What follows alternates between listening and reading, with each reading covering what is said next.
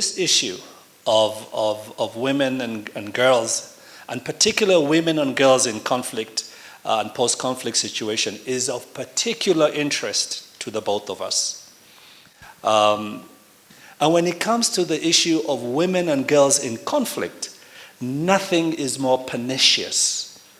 Nothing leaves such a lifelong, devastating impact on individuals' lives than the circumstances that come out of situations of conflict. I don't want to get into the gory details of what happens to women and girls in conflict. We all know what happens, and we all know how devastating it is. And on our continent, the history of this has been particularly harmful.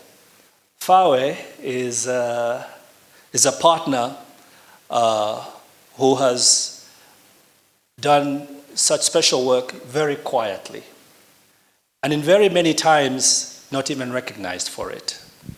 And I want to take this opportunity to make certain commitments that my government will be revisiting our relationship with FAWE to ensure that in the shortest time possible, that we reestablish a relationship, and my lawyers who are here from my ministry, please take note, that we will re-establish our relationship with FAWE to give it its rightful recognition and for the work that it does.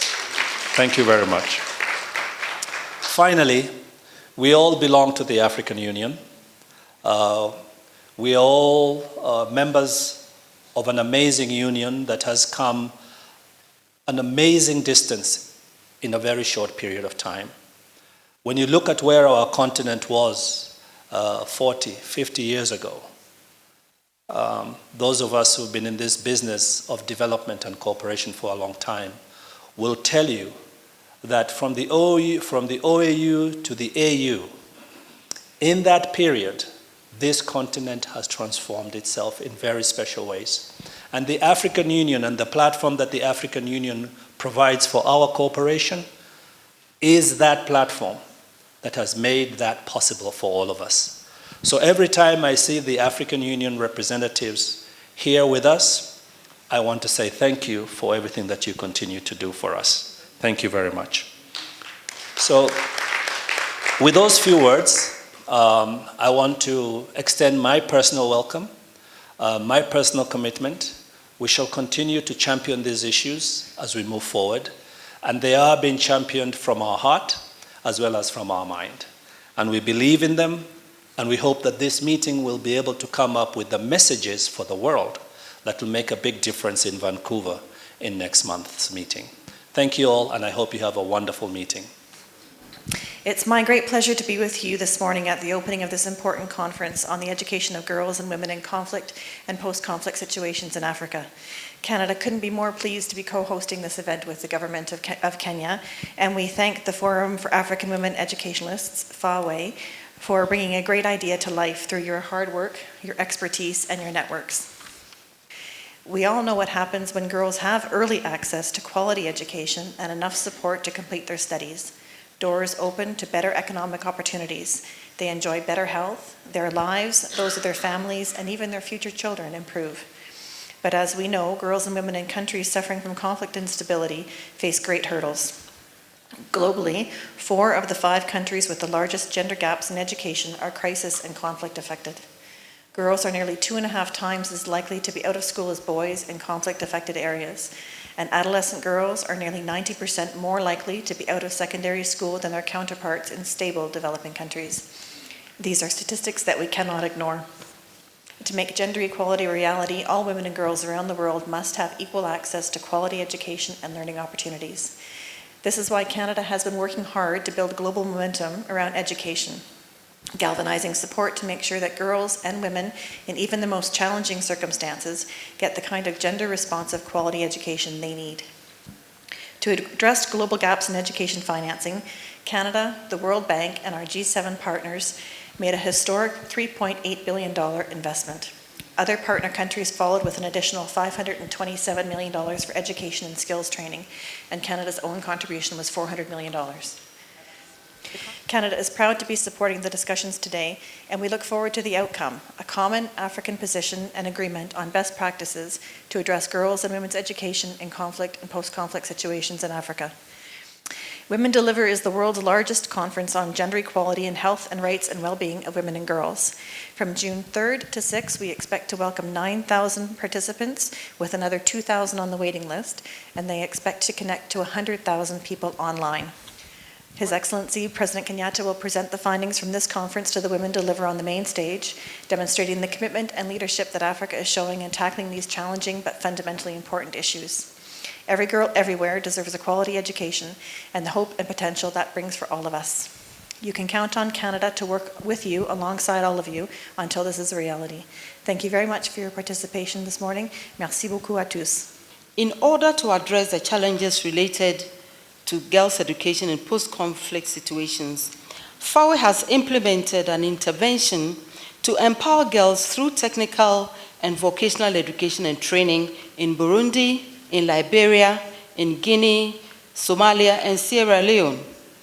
But our interest also includes prevention of the conflict in the first place by empowering women not only with the skills, but also with the knowledge and with the power and with the determination to intervene before things get out of hand.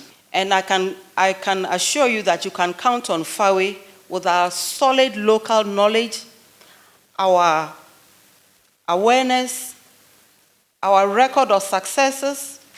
You can count on the work we have done in terms of gender-responsive pedagogy on the continent, the Tuseme models, and many others.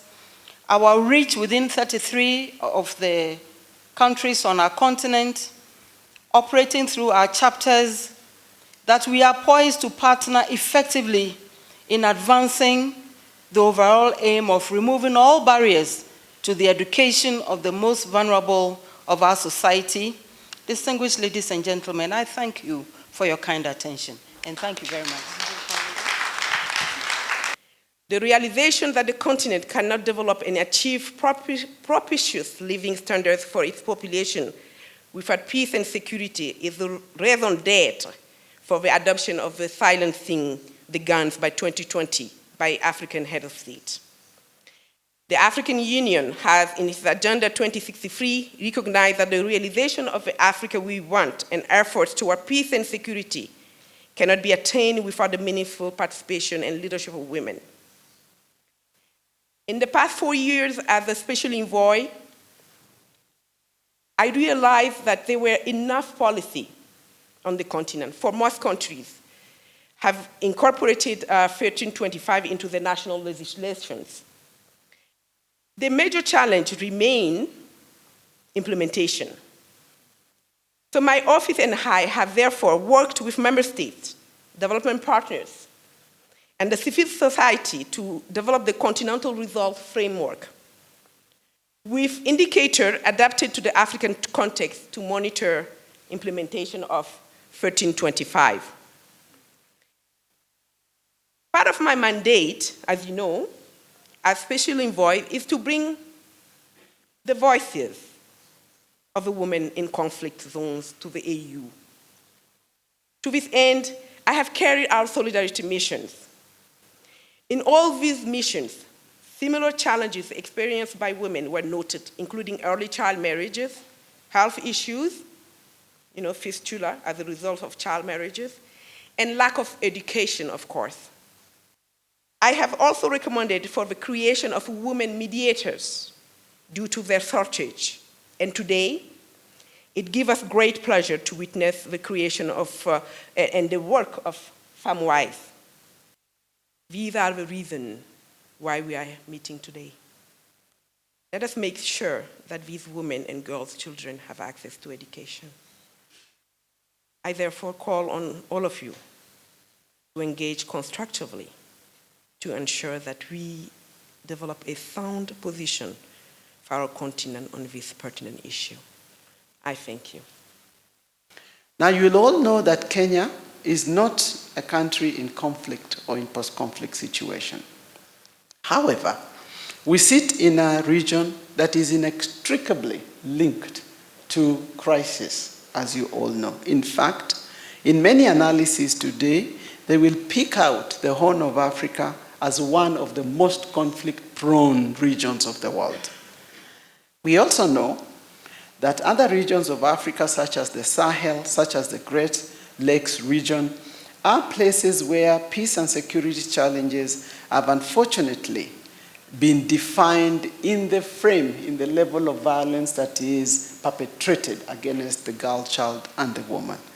And it is against this background of fragile neighborhood, whether it is in the Horn of Africa or in Africa as a whole, that Kenya has become a refugee hosting nation for the entire of our independence history, hosting victims of conflict in the world's oldest and largest refugee camps at one time, which is terrible. And those camps, if you look at the populations, they are largely women and children.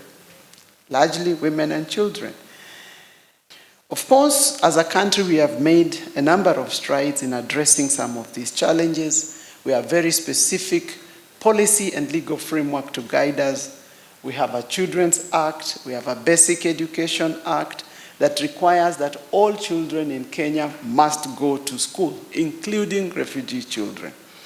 This means that we are mandated as government to provide formal primary and secondary education to children, particularly even in refugee camps and surrounding areas.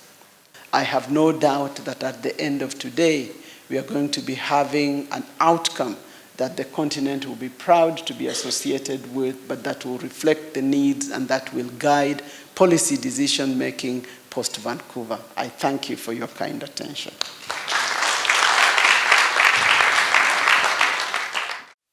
Now, what is the government doing to address the issue of girls and women? One, in post-war Liberia, is to build strong partnerships. And one of those things that has happened is strengthening intersectoral as well as partnership with CSOs and other organizations. Another action of the government was running the shift system in order to be able to accommodate those coming from the conflict situations outside Liberia. The existing schools along the borders, in addition to the schools constructed, we use the afternoon session.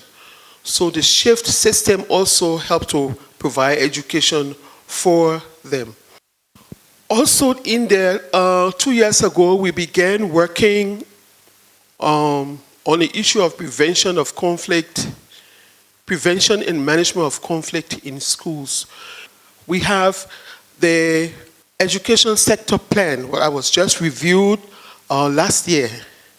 And the education sector plan before did not really capture certain issues, particularly around girls and women education, around the issue of education in emergency.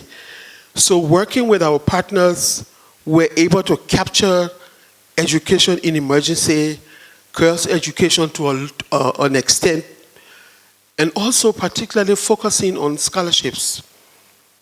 So I'm going to stop right here and hope I have attempted to answer the 3 questions, but I'll be available at the table for further questioning.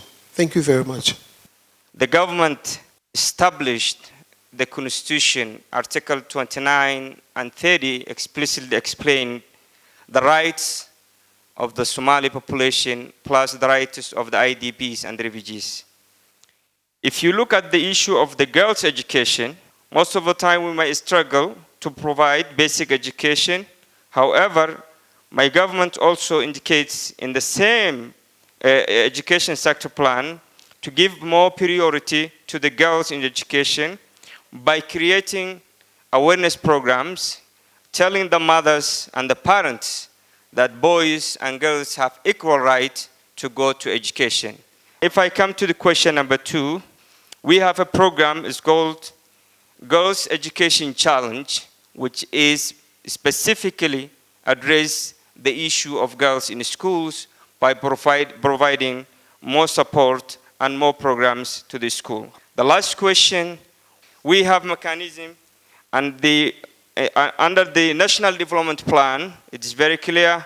We have also education sector plan, which I've discussed right now and is very important. And we have education sector committee, which also comprise the government and the COC and also NGOs, which we discuss all together the issues of education in general and the issues of girl education in particular.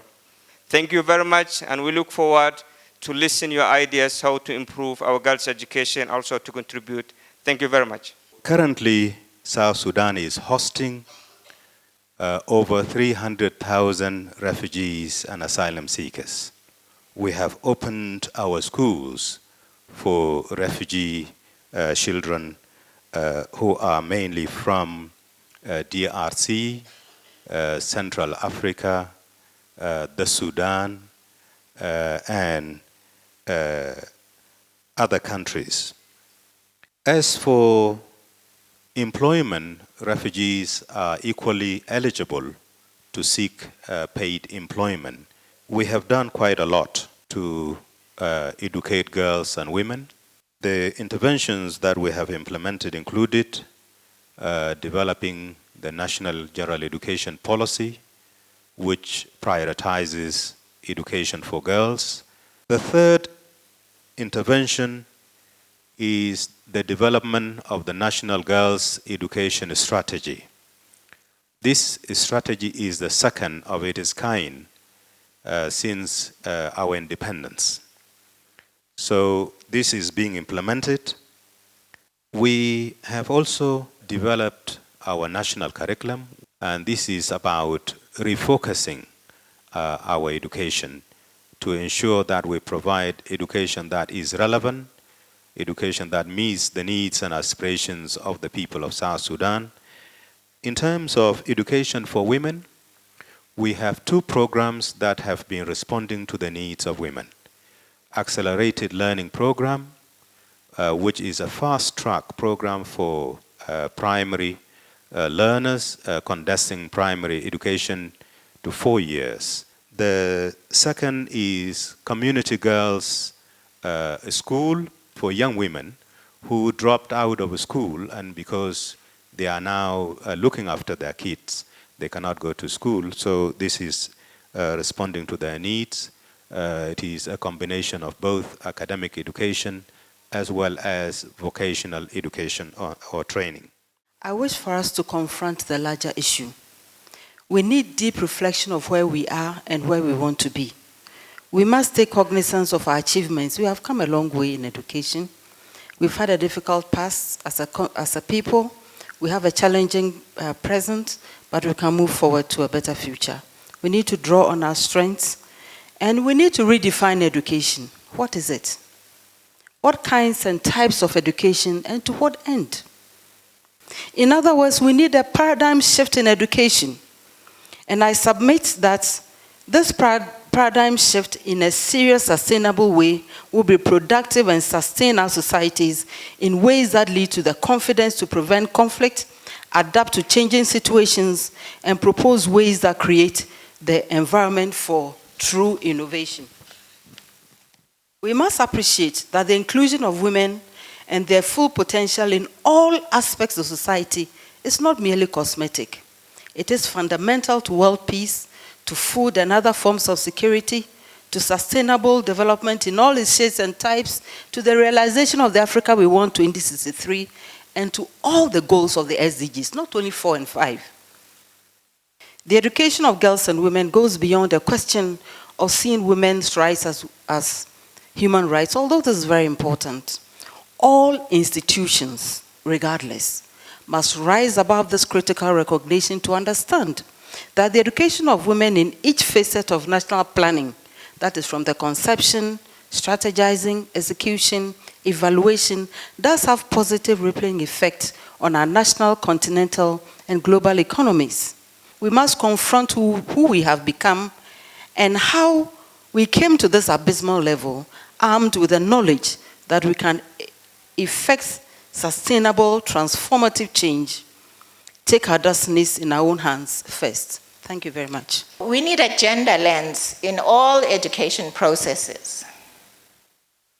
In all our countries in Africa, we need to protect the gains, and where conflict arises or conflict situations or other risks, we need to protect those gains, but we also need to think about what we can do to ensure that girls continue to get an education that will result in development.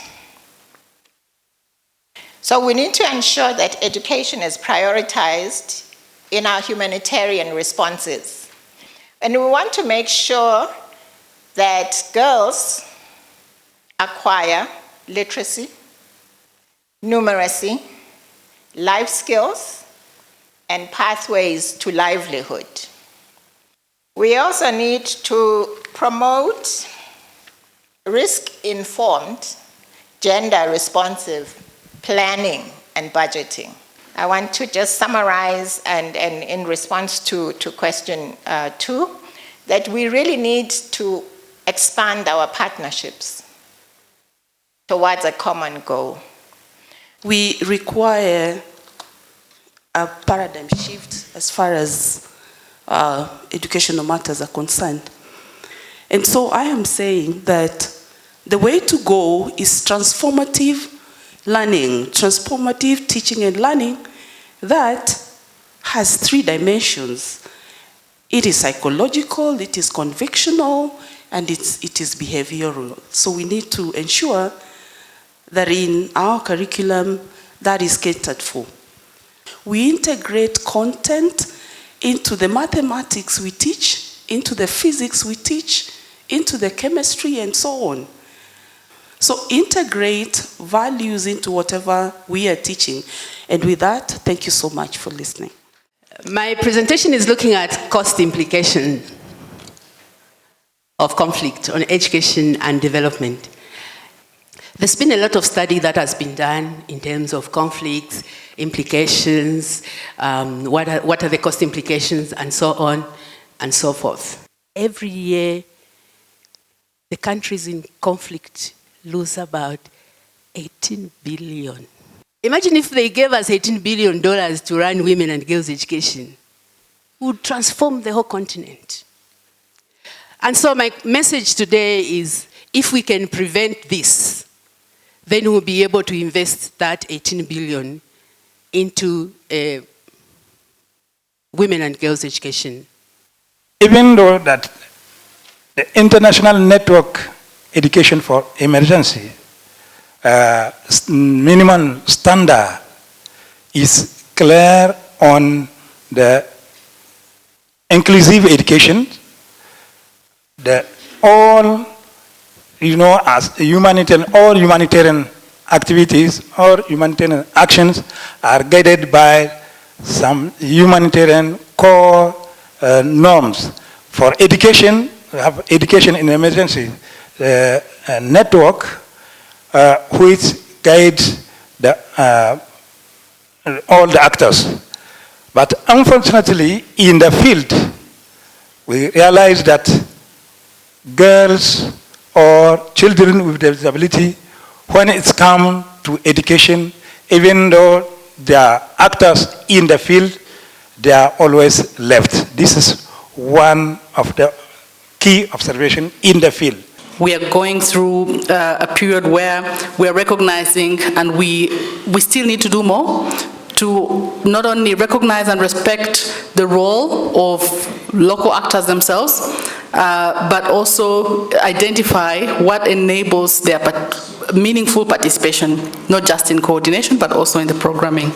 As a key partner and the only CSO that actually sits on the UN Convention and under the cluster coordination leadership with UNICEF, we've realized that despite massive evidence that has been discussed about the role of civil society organizations, and I'm particularly talking about national organizations, there's limited space for local actors to actually be on that table and to contribute meaningfully to some of the decisions that are taking place. As much as the sector is crowded, there's multiple sectors, as you can see from this room, we still struggle to get women networks, to get local organizations that have unique capabilities and are very familiar with the context that they work in and are very motivated because these issues affect them fundamentally, that they're affecting their communities, to actually be at the forefront of whether it's responding, whether it's preventing, whether it's dialogue, and all that space. There's a lot of experiences on this continent. Liberia comes to mind, South Sudan, where women have been at the forefront of actually leading the cause and engaging at different levels to ensure that some of these issues are addressed and that people are brought to account in terms of issues that are happening to children. We would like to send a strong message on holding perpetrators accountable, a strong message on financing, response, programming, education, protection to address sexual and gender-based violence and ensure that girls can continue to learn post-conflict and during conflict. And the last one is meaningful participation of the local actors that are working on girls' education and women's rights. Thank you very much. I'm looking at women in conflict and specifically focusing on implications for psychosocial support in education in emergencies.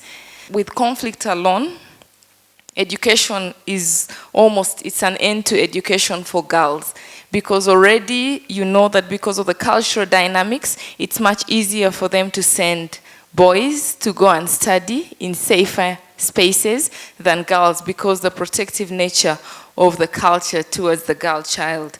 Children who have fled fighting in Somalia continue to suffer further brutality in schools, in homes, and in displacement camps. And it's not only looking at conflict in Somalia from internal displacement, but even when they cross borders to camps in Kenya, in Ethiopia, they are affected by different issues as a result of conflict, and it has implications for not only their education, but their psychosocial well-being. They often experience post-traumatic stress disorder, toxic stress, depression, anxiety, and reduced resilience, eventually tipping into long-term mental illness and physical ailments. And yet our humanitarian programs are largely focused on life-saving.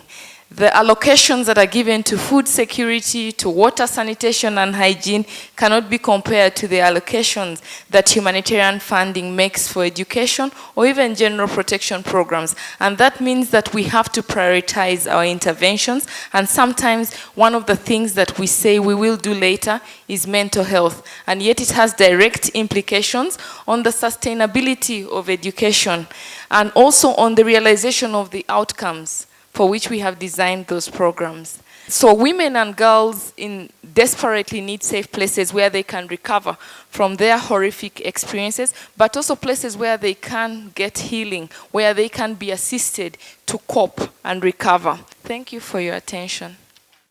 We had the weakest retention of girls in school due to displacement, immigration, marriages, and early pregnancies, and therefore also results of sexual abuse in the conflict-prone areas. There was also the issue of lack of female models in the school system that is also a key challenge. And also at the country level, there is at the national level, there are governments, and there's also national strategies and policies for women empowerment and girls, and also promotion of gender. In a number of cases, also we have policies on the fight against children and protection of children. National policies for refugees in a number of cases, and also partnerships between governments, the civil society, and also technical and funding partners as well as NGOs. One of the recommendations that was addressed by this group was that of scaling up training centers, vocational and technical training centers that are fast-tracked, technical structures for the countries. That's a proposal that was done by FAWE in Liberia. and also the setting up of girls' clubs in all schools across the country.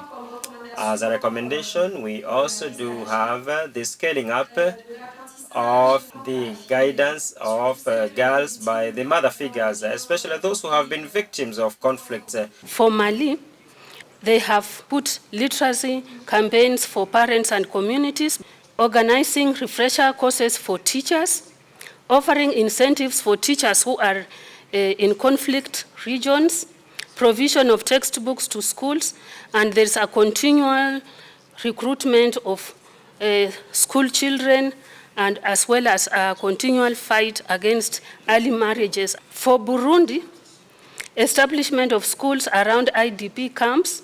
For the Burundi refugees who are in Tanzania, there's administration of tests to help children integrate back into the school system when they come back to Burundi. Another strategy that has been used is upgrading of language skills for returnee children to enable them to be able to fit into the education system. Now for DRC Congo, some of the strategies which we were able to pick up are that children affected by conflict are allowed to get back into the conventional learning systems. So there's an effort and strategies to do that.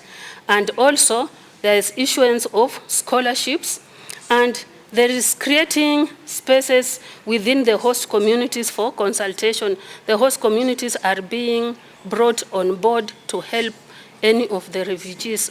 Okay. Then conducting studies to understand the underlying causes of conflict so that an effort can be made to prevent that. That's what we were able to glean out of our discussion that we have presented today. Thank you very much. I'll just give a summary of the presentations from 3 countries, Kenya, Chad, Nigeria, Rwanda, and Burundi. But what comes clearly from the presentations in terms of how CSOs, governments, and different regional groups should coordinate were issues around realignment of programs to the different levels. The other one is about coming up with engagement strategies that enable us to engage with the different partners. Then the other thing was about commitments. How do we commit ourselves to ensure that we achieve what we are set to do as different countries, but ultimately achieve the same purpose? Those were some of the key issues that came through in our presentations. The others are really policy formulation issues, and these are also dependent on what are the issues that the countries are having. Thank you very much. At the AU, our focus is on integration. So whatever we do, we are looking at how to integrate across the continent. All these things that we are talking about, the policies and all the frameworks, and to, for example, look at how can we as a continent adopt a common position on, say, how to manage refugee girls in conflict and post-conflict settings. So the heads of states have adopted the Continental Education Strategy for Africa, which we call CISA 1625. And this plan is supposed to guide our activities as a continent towards the Africa we want, which is aspired by Agenda 2063. And the strategic objective 10 of CISA is looking at peace and education. And what we have done is to adopt the cluster approach. So we have currently 12 launched clusters under the Continental Education Strategy, one of which is the Peace and Education Cluster. And that is coordinated by Save the Children International, and we have also the Women and Girls, which is coordinated by FAWE. So we have, for example, the TVET cluster. We may want to look at, in conflict settings, how can we use TVET to help to provide that, those valuable short-term skills to girls and women to help them to find a means to livelihood. School feeding cluster, which is focusing on providing meals in primary schools, the higher education cluster, also the education planning cluster. We have the curriculum cluster, and life skills and career guidance, and also ICT and education cluster, which is looking at how we can use ICT to get those exponential impact that sometimes cannot be achieved using the conventional ways. So, for example, we have the Innovates in Education in Africa Expo, which we are organizing this year from 20th to 22nd August. And we are looking at collecting and showcasing promising innovations that are using ICT to deliver education. And we believe that some of these innovations are definitely going to be useful for providing education in conflict and post-conflict settings. We need to find ways to prevent conflict where possible and find strategies to be able to support those who have been affected by conflict, and that education for girls and women is really critical if we are going to succeed. CARE Somalia has presence across Somalia, up north in Somaliland up to down in Jubaland, that is Kismayo. And we have programs running from education, resilience, gender equality, inclusive governance, and we work with a lot of different donors, including the African Development Bank, USAID, DFID, Global Affairs Canada, and much more. We partner with other NGOs and other local NGOs, and also academic institutions for research. So girls and women are at the center of CARE's programming globally. In CARE Somalia, we have a programmatic approach looking at three main pillars, which is promoting gender equality and women empowerment, inclusive governance, and also building resilience. So the different education, livelihood, resilience, governance, peace-building programs come under these three pillars. And we also have the emergency response and the development programs. In terms of education, girls' empowerment is the centerpiece, but we work through four pillars. One is improving learning and transition. The other one is social norm change. The third one is education systems development. Our current education projects are 7 of them. 2 of them are specific for girls, and the others 5, 2 are system-wide support or sector-wide support for education programming, and one is a TVET program, and the other one is an education and emergency support to communities that are affected by emergencies, specifically conflict and drought. Thank you very much. 2 things really strike me. That one, to be able to address education of girls and women in conflict, we need an integrated approach. Every aspect of our lives, of our organizations, of institutions need to be brought in. And then another thing that has also come out clearly is that in Somalia, there's even what Farah terms ultra-marginalized girls in newly liberated areas around Mogadishu. So we still have a lot of work to do. What I'm presenting is about a model that was instituted by FAWE in 2009. And this is a model that looked at the situation of girls that are in post-conflict situation, that were not able to join the normal schooling, the normal education system, because some of them were above age.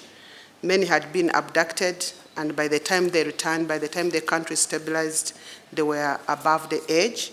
And it was everybody's concern in terms of how do we enable these young women look after themselves, but also look after the children that they had bore while they were in conflict. So that is what informed the model, which is economic empowerment of out-of-school girls in post-conflict situation. And this implementation was through technical and vocational education training. It took the approach of TVET because of the nature of the target audience. And the issue at hand was the number of out-of-school children. And this was the out of 1 million out-of-school children in Burundi, Liberia, Guinea and Somali and Sierra Leone, 60% were girls, and the majority of them had no source of livelihood. And this was based on the UNESCO report of 2006. This model started in 2009 and was concluded in 2017. And it was with support from the Danish Development Agency, which is DANIDA. And when we look about the solution, when we look at all these girls, all these young women that are that never completed the education cycle, they have challenges. The best option that could be given to them is giving them skills for a livelihood for themselves and their families. The solution is through economic empowerment, through TVET. It was done after a comparative study of gender in TVET policies in the post-conflict countries. The other means that made it a success is community support. There was a lot of campaign, particularly that the girls were joining the male-dominated fields. And therefore, it called for a lot of support from the community, and there was a campaign which was dubbed It's Not Too Late campaign, motivating the girls that they can join, they can do it, and they're able to do it. Quickly to look at reintegration, what determines return of refugees.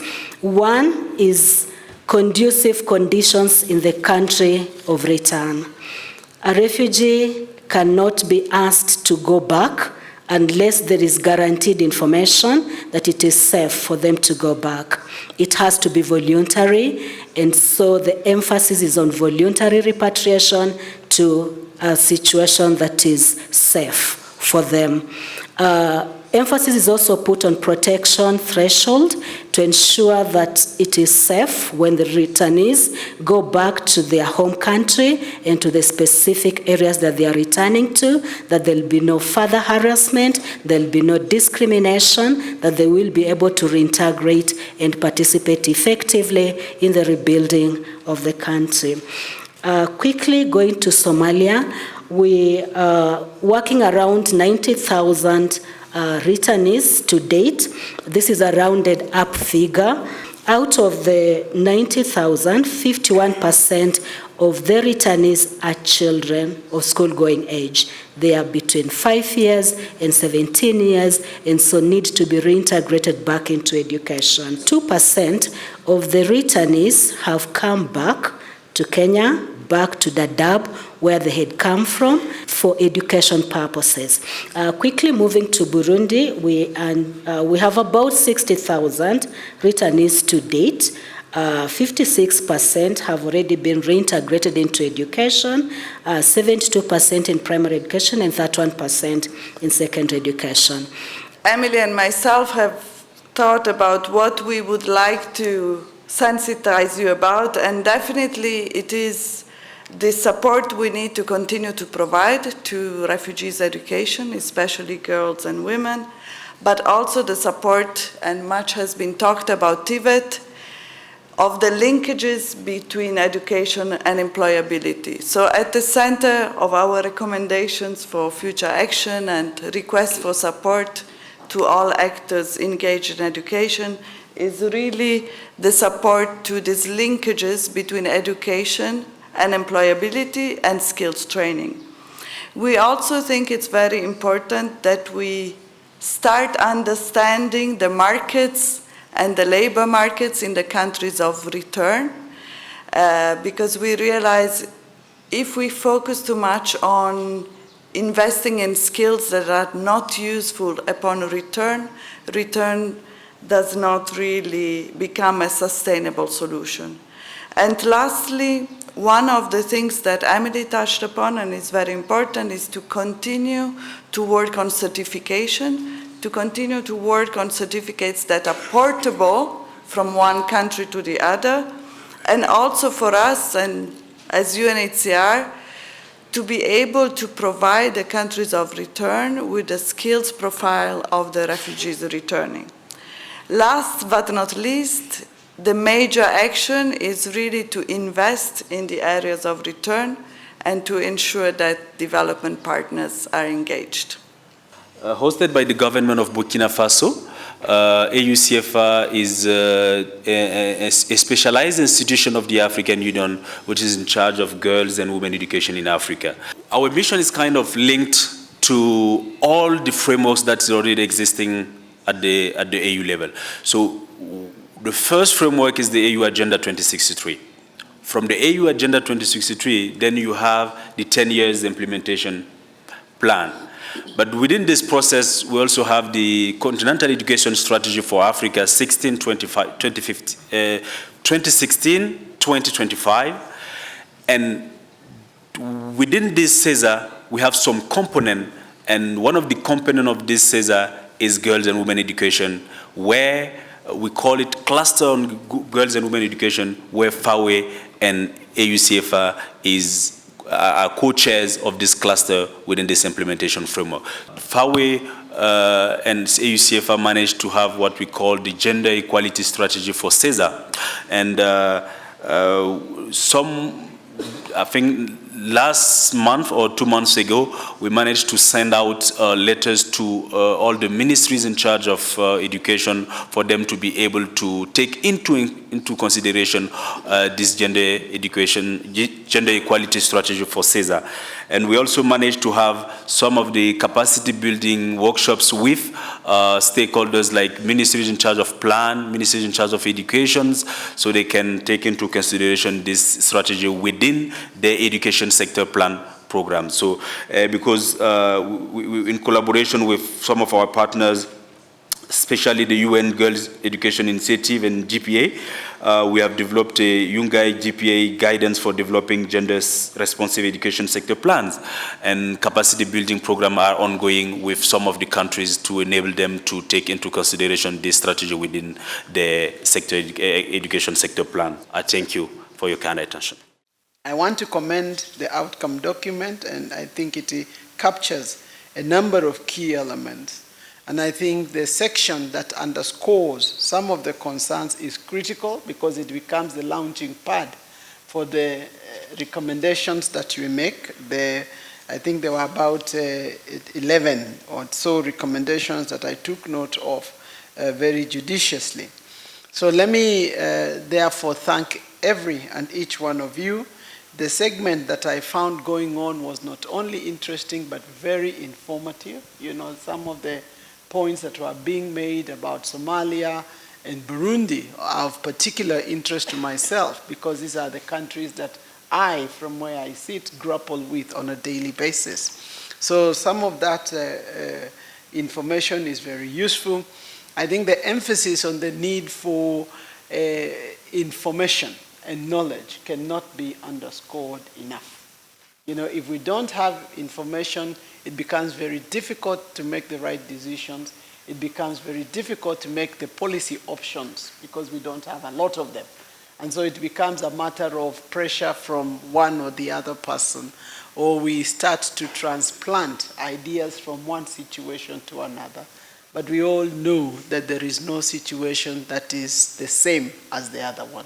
So it is only knowledge generation that would enable us to nuance, to provide the nuance for every situation and to make our interventions more relevant and, I believe, more effective in the long run. We are trying to address the needs and the obstacles that are preventing girls and women from participating in education, from staying on and progressing in education and making the transition from primary to secondary to university.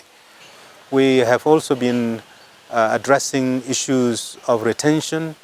We have established psychosocial support clubs for girls to ensure that we address the particular needs. We provide the support they need. We have also trained teachers to improve the quality of teaching and learning in schools by delivering quality lessons that are engaging, and in so doing we continue to engage girls, we continue to support their learning needs, and we continue to improve their learning outcomes. We have also brought in strategic partners like the World Food Programme to provide at least one meal a day in schools, especially in schools in food insecure areas, and that ensured that over 300,000 learners are able to get a school meal a day, with many more learners also getting what they call take-home rations. We've also tried to address the issue of school management and leadership by making sure that school head teachers and deputy head teachers and aspiring head teachers are trained to do a better job.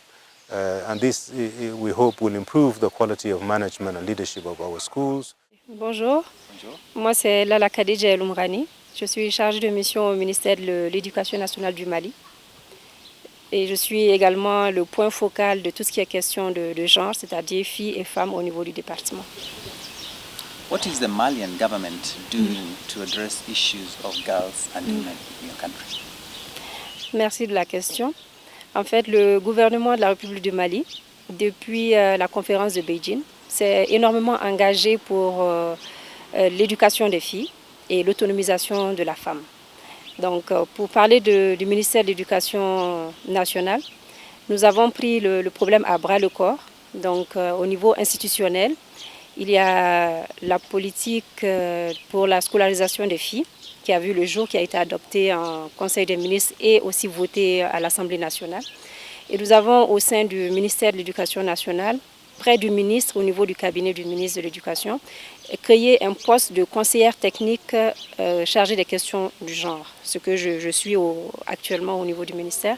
Et également la création, depuis l'adoption de la politique nationale pour la scolarisation des filles, nous avons également créé au niveau de la direction nationale de l'enseignement fondamental une division chargée uniquement de la scolarisation des filles, donc au niveau du fondamental. Et pour ce qui est de toujours au niveau national, pour le ministère de la promotion de la femme, de l'enfant et de la famille, nous avons également une politique nationale pour le genre, l'autonomisation des femmes, la protection de l'enfant et également tout ce qui est en rapport avec les activités génératrices de revenus envers les femmes. Donc c'est ce que nous faisons institutionnellement concrètement au niveau du Mali en faveur des filles et des femmes. Merci. Oui. Une autre question, je peux continuer? Non? C'est tout. C'est tout? Il y a quelque chose à rajouter? Bon, je ne sais pas s'il y a des... Non, c'était la seule question. C'était la seule question? Vous avez tout répondu? À votre avis, il y a quelque chose bon, que vous voulez rajouter? Il y a des cadres de concertation qui existent également. Ok, donc je peux poser la deuxième question. Oui. Donc, second question. Imagine que j'ai posé la question. D'accord. Allez-y. D'accord. Nous avons également au niveau central et déconcentré, parce qu'au Mali, le système éducatif est vraiment déconcentré, décentralisé. Donc au niveau des régions, nous avons également au niveau des académies d'enseignement des cadres de concertation qui ont été mis en place, qui comportent les responsables d'académie, les responsables locaux, c'est-à-dire les préfets, les maires et tout, les parents d'élèves, les associations de mères d'élèves et également des représentations d'élèves eux-mêmes. Et c'est un cadre qui s'appelle le cadre de concertation INGRE, qui prend en charge tout ce qui est activité des femmes, de promotion féminine et des filles au niveau déconcentré et surtout scolaire. Voilà, je vous remercie. Yes, today's conference has focused on a lot of complex issues that goes into the protection of women in conflict. In conflict, so many things are affected. One area that is critically affected is education. As an organization that is concerned about the education of girls and women, yes, we have played our roles in the past of ensuring there's access to education for girls and women, that they have quality education, that they stay in school, that they complete school. But we also know that there are those who don't even have these luxuries. And therefore, focusing on women in education in times of conflict is very, very important. And today's deliberations have been very, very rich. We have learned from many, many examples. We've shared our own examples too. It has given us an opportunity to review. It has given us an opportunity to self-evaluate. And it has given us an opportunity to share and to know what possibilities exist. We want to get to the place where Our continent is no longer associated with war, with poverty, with underdevelopment, with all the negative things. And we feel one sure way of getting out is to focus on the relevant education of women. Actually, it was a man from the Gold Coast, now Ghana. He's called Dr. Agri. And he said that to educate a woman is to educate a family. My name is Martha Muhwezi, and I'm the Executive Director of FAWE Africa.